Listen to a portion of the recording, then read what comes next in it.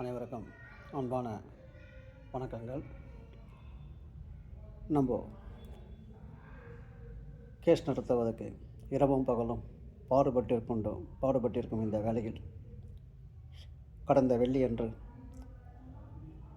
10 ஆண்டு கால நிறுத்தி வைக்கப்பட்ட டிஏ உயர்வை 5/12/2025 அன்று நம்மளுடைய கண்டெம்ட் வழக்கில் சீனியர் கவுன்சில் ஆர்கியூமெண்ட் பண்ணி 3 தடவை பாஸ் ஓவர் பண்ணி அரசு 22 கோடி 15 கோடி 22 கோடியாக்கி தருவதற்கு ஒத்துக்கொண்டு உள்ளது. அது சம்பந்தமாக ஒரு உத்தரவு அமுல்படுத்தும் அப்லோடாகும். அதை நம்ம கூறுகிறோம் என்று சொல்லியிருந்தோம். இதுதான் மகிழ்ச்சியான தருணம். ஆனால் ஏனோ திருஷ்டிப்பட்டுருச்சோ என்றோ தெரியவில்லை. இன்று ஒரு பதிவை பார்த்து நான் மிகவும் வருத்தப்பட்டு அதை வீடியோவாகவும் போட்டேன். அதுக்கு பதிலளிக்கிறேன்னு சொல்லியிருந்தேன்.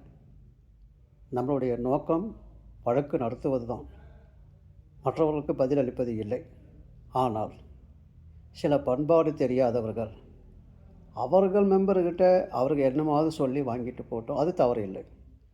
ஆனால் உண்மைக்கு புறம்பாக டிஏ நாங்கள் தான் வாங்கி கொடுத்தோம், கோவை பேரவை பொய் சொல்லுகிறது, புருடா விடுகிறது என்று அந்த புருடா விடுகிறது என்ற கதை கட்டினார்கள். 7 ஆண்டு கால சட்ட போராட்டங்களை பற்றி சொல்லி மாளாது. ஆனால் அதற்கு இவர்கள் எங்களுக்கு கிடைக்கக்கூடிய பட்ட பேர் புருடா. ஆனால் இவர்கள் தான் வாங்கி கொடுத்தார்கள். சந்திரசேகர வழக்கு மற்றும் முத்துசாமி வழக்கு, 12(3) செட்டில்மெண்ட் வழக்கு நம்மளுடையது, ஒர்க்மேன், அது அலுவலர் யூனியன், இது அவர்கள் போட்டது. அதில் 12(3) செட்டில்மெண்ட்டை பற்றி எதுவுமே நமக்காக எதுவுமே கிடையாது. அதாவது குறிப்பு, அவர்கள் எப்படி கம்பி கட்டுகிறார்கள், அதாவது கதை விடுகிறார்கள், புருடா விடுகிறார்கள், அதாவது கபட நாடகம். அதுக்கெல்லாம் காரணம் உங்களுக்கு புரியாது, எனக்கு தெரியும். ஏன்னா அடுத்த மாதம் 22 கோடி பென்ஷன் உயர்வு ஏற்றப்படுகிறது. அதில் வசூல் செய்ய வேண்டும், கொள்ளையடிக்க வேண்டும் என்ற ஒரே நோக்கத்தில் அவர்கள் மெம்பர்கிட்ட கொள்ளை அடிச்சுட்டு போட்டோம், நமக்கு அதை பற்றி என்ன கவலை. ஆனால் அடுத்தவர்களை, அதை வாங்கி கொடுத்தவர்களை குறை சொல்வது மன்னிக்க முடியாத குற்றம். அதில் அவங்க என்ன சொல்லியிருக்காங்கன்னா, ப்ரேயரை அப்லோட் பண்ணியிருக்காங்க. எந்த அளவுக்கு பிரில்லியன்ட் பாருங்கள். அதாவது அவர்கள் அறிவாளிகள், கொள்ளையடிப்பதில், வழக்கு நடத்துவதில் இல்லை. புத்திசாலித்தனமாக இருந்தால் தான் அந்த நம்மளுடைய ப்ரேயரை போயிட்டு சைட்டில் போய் எடுத்து அதை பதிவிட்டு இருக்கிறார்கள். அதை கீழே இதில் எங்கேயுமே 12(3) செட்டில்மெண்ட் வரலை, ஒர்க்மேனுக்கு கிடையாது, நம்ம வழக்கு தான் பிரதான வழக்கு என்று பதிவிட்டு ஒரு நம்மளை புருடா பட்டம் கட்டி அவர்கள் புருடா விட்டு இருக்கிறார்கள். அதை உண்மையை நாம் தெரிவிப்பது நம் கடமை. இப்படி வரும் என்று நான் ஏற்கனவே கணித்தேன். அதான் ஏற்கனவே நான் சொல்லியிருப்பேன், உங்களுக்கு எல்லாருக்கும் தெரியும். நான் ஒரு 30 வீடியோ அப்லோட் பண்ண போகிறேன். அது என்ன எதுக்குன்றதை பின்னாடி சொல்லுகிறேன் என்று நான் முன்னாடியே ஒரு கணித்து விட்டேன். ஏன் தெரியுமா? அடுத்த மாதம் 22 கோடி ஏறும்போது நாங்கள் தான் வாங்கி கொடுத்தோன்னு சொல்லி அந்த ஃபேமிலி பென்ஷனர் ஒன்றும் தெரியாத அப்பாவிகளை போய் ஏமாற்றி கொள்ளையடித்து தான் வசதியாக இருப்பதற்கு அந்த பணம் அவர்களை மட்டுமல்ல, அந்த கர்ம வினை என்று சொல்வார்கள், அது குடும்பத்தை அழித்துவிடும் என்று எச்சரித்து, இப்போ நம்ம இந்த வீடியோனுடைய நோக்கத்துக்கு வருவோம். 30 வீடியோ போடுவோம்னு சொன்னோம். ஆனால் ஆக்சுவலாக இது நமக்கு இருக்கிற இப்போ உள்ள பிரச்சனையெல்லாம் வழக்கு நடத்துறதை விட்டுட்டு இதை பண்ணுறது வருத்தமாக தான் இருக்குது. ஆனால் அது இருக்கும், செஞ்சு தான் ஆகணும். இல்லைன்னா அடுத்த மாதம் வீடாக போய் வசூல் பண்ணி இவர்கள் கொள்ளையடிப்பார்கள். இது பகல் கொள்ளை. இப்போ நம்ம சப்ஜெக்ட்டுக்கு வருவோம்.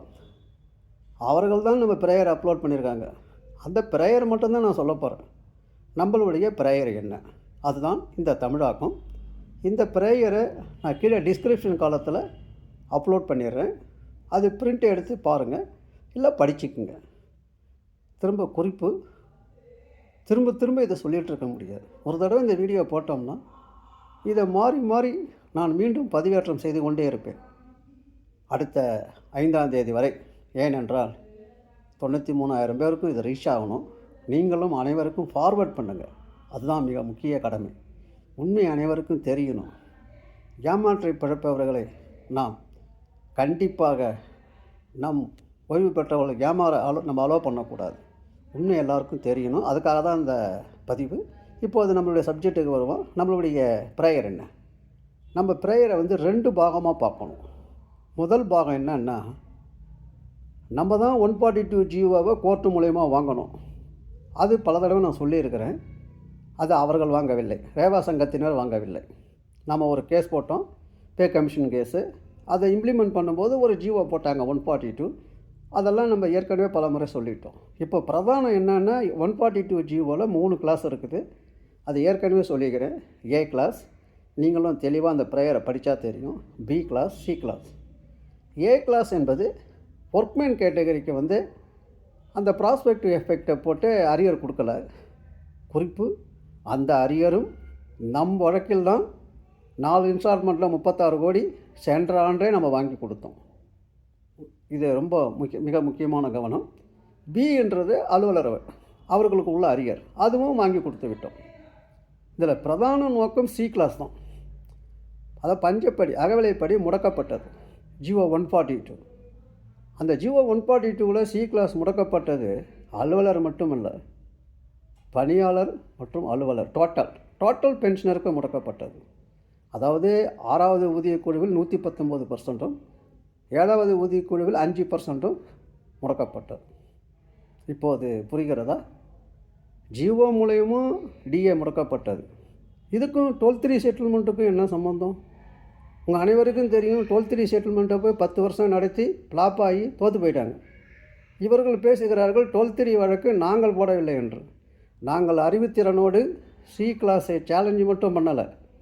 அந்த கீழே ஒரு 4 லைன் ப்ரேயர் தமிழாக்கத்தை மட்டும் படிக்கிறேன். மற்றதெல்லாம் pay commission. C class, B class, AB. C class மட்டும் காலையில் 4 லைன். அந்த 4 லைன் தான் இன்றைக்கு நாம் மாதம் 82 கோடி அடுத்த மாதம் வந்து பெறப்போகிறோம். வருடத்துக்கு கிட்டத்தட்ட 984 கோடியை பெற்றுக் கொடுத்துக்கிறோம் என்றால் அது கோவை பேரவையின் அதை சார்ந்த சங்கங்களுக்கும், கோவை ஃபெடரேஷன் ஆஃப் ஆஃபீஸர்ஸும், கோவை அலுவலர் சங்கத்துக்கும், அந்த சட்டக்குழுவுக்குமே அந்த உரிமை உண்டு.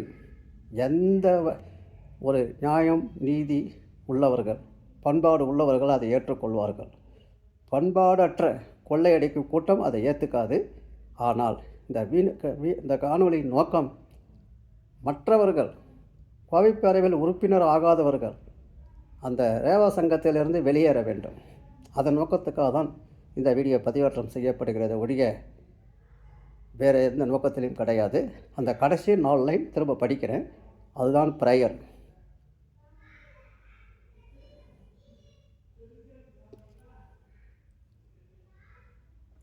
மேலும் தற்போதைய 17% விகிதத்தில் அகவிலைப்படியை செலுத்தவும். அது என்னது கேட்கலாம். இந்த கேஸ் ஃபைல் பண்ணுறது நாங்கள் வந்து 2020. அப்படி பண்ணும்போது அப்போத்தி டிஏ வந்து 17%. நல்லா கவனிங்க. 6வது ஊதிய கமிஷனில் 17%.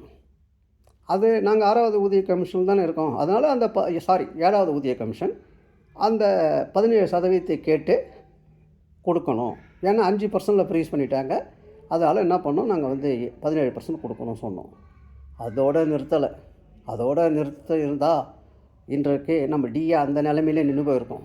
ஆனால் மேற்கொண்டு 2 லைன், அந்த 2 லைன் தான் இன்றைக்கி மாதம் 84 கோடி, 82 கோடி, வருஷத்துக்கு 984 கோடி வாங்கியிருக்கிறோம். இது எங்களுடைய அறிவுத்திறன் தான். அந்த 2 லைன் திரும்ப சொல்கிறான் பாருங்கள். எங்கள் ப்ரேயரில் இந்த மாண்புமிகு நீதிமன்றத்தால் நிர்ணயிக்கப்பட்ட காலத்திற்குள் பணியில் உள்ள ஊழியர்களுக்கு இணையாக எதிர்காலத்தில் அகவிலைப்படி செலுத்தவும். திரும்ப புரியுதா உங்களுக்கு? அதாவது திரும்ப படிக்கிறேன். இந்த மாண்புமிகு நீதிமன்றத்தால் நிர்ணயிக்கப்பட்ட காலத்திற்குள் பணியில் உள்ள ஊழியர்களுக்கு இணையாக எதிர்காலத்தில் அகவிலைப்படியை செலுத்த வேண்டும். இப்போ புரிஞ்சிடுச்சா? இந்த 2 லைன் தான் எங்களுடைய ப்ரேயர். இது வந்து அலுவலருக்கு மட்டும் இல்லை, அனைவருக்கும். இதைத்தான் நம் அரசு வந்து அப்பீல் எஸ்எல்பி ரிவ்யூ. இன்றைக்கி கியூரிட்டி பெட்டிஷன் பெண்டிங் இருக்குது. இப்போ அனைவரும் புரிந்து கொண்டிருப்பீர்கள். யார் உண்மையானவர்கள், யார் பொய் சொல்லி அற்பத்தனமாக சங்கம் நடத்துபவர்கள். அவர்கள் முகத்தெரியை கிழித்தெறிந்து கோவை பேரவையில் அனைவரும் உறுப்பினராக சேர்ந்தால் இன்றும் 12th செட்டில்மெண்ட்டில் அவங்க பிளாக் பண்ணதை நாம் மீட்டெடுப்போம். அரியர் வழக்கை திறம்பட நடத்துவோம். ஆனால் நான் எதிர்பார்த்தபடி 20,000 மெம்பர் 30,000 ஆகும் வரை இந்த வழக்கு நான் வேகமாக நடத்துவதில்லை என்ற முடிவு எடுத்துக்கிறேன். ஏனென்றால் வேகமாக நடத்தி அரியர் வாங்கி கொடுப்போம், உடனே எங்களை குறை சொல்லிட்டு இவரெல்லாம் போய் கொள்ளடிப்பாங்க. அது தவிர்க்கப்பட வேண்டும். ஆகவே கோவை பேரவையின் உறுப்பினர் எண்ணிக்கை 30,000 வரும் வரை இந்த வழக்கு நான் நடத்த மாட்டேன்னு சொல்லலை, தாமதப்படுத்தப்படும். ஏனென்றால் இப்போ எப்படியும் அடுத்த மாதம் கொள்ளை அடிக்கிறதுக்கு ஆரம்பிச்சிட்டாங்க. அதே கொள்ளை அடிச்சுட்டு போகிறது மட்டும் இல்லை, எங்களை குறை சொல்கிறது. அதே மாதிரி அரியர் வாங்கி கொடுத்தா அதுக்கு இடம் கொடுக்கக்கூடாது. அதுக்கு முன்னாடியே அனைவரும் உண்மையை தெரிந்து கொண்டு கோவை பேரவையில் உறுப்பினராக மாற வேண்டும். இது முதல் வீடியோ தான். அடுத்த வீடியோ அவர்கள் குறிப்பிட்ட அந்த சந்திரசேகர், முத்துசாமி அவர்களுடைய பிரேயர் என்ன, அதை பற்றி அடுத்த வீடியோ நான் பதிவிடுகிறேன். நன்றி, வணக்கம். இப்போது அனைவரும் புரிந்து கொண்டிருப்பீர்கள் என்று நினைக்கிறேன். உண்மைக்காக ஒத்துழையுங்கள். இந்த சேனல் சப்ஸ்கிரைப் செய்யுங்க. மீண்டும் மீண்டும் சப்ஸ்கிரைபர் 15,500 தாண்ட போகிறது. அது 15,300 வருது. அதை வெகு விரைவில் டபுள் ஆக்கணும். அது இன்னும் சப்ஸ்கிரைபரை டபுள் ஆக்கணும், 30,000 ஆக்கணும். அப்போ தான் நம்ம போடுற வீடியோ இம்மிடியேட்டாக 30,000 பேருக்கு போய் சேர்ந்துடும், உண்மையை புரிஞ்சுக்குவாங்க என்பதையும் கூறிக்கொண்டு உங்கள் நண்பர்களுக்கும் இந்த சேனலை சப்ஸ்கிரைப் பண்ண சொல்லி உண்மையை எடுத்து சொல்லுங்கள். சொல்லிக்கிட்டே இருக்கணும், பேசிக்கிட்டே இருக்கணும். அப்போ தான் எந்த ஒரு டிபார்ட்மெண்ட்லேயும் எந்த ஒரு இடத்துலையும் இல்லாத ஒரு மாற்றுச் சங்கங்களின் அதாவது செயல்பாடுகள் ஒரு சூழ்நிலை போக்கோடு இருக்கிறது, ஒரு கண்ணியமோடு உள்ள அர்ப்பணிப்போடு உள்ள ஒரு சங்கத்தை குறை சொல்லுகிறது என்பதை அனைவரும் தெரிந்து கொள்ள வேண்டும் என்பதற்காக மட்டுமே இந்த வீடியோ பதிவேற்றம் செய்யப்படுகிறது. நன்றி, வணக்கம். மீண்டும் சொல்லுகிறேன், சப்ஸ்கிரைப் பட்டனை எனேபிள் செய்யுங்கள்.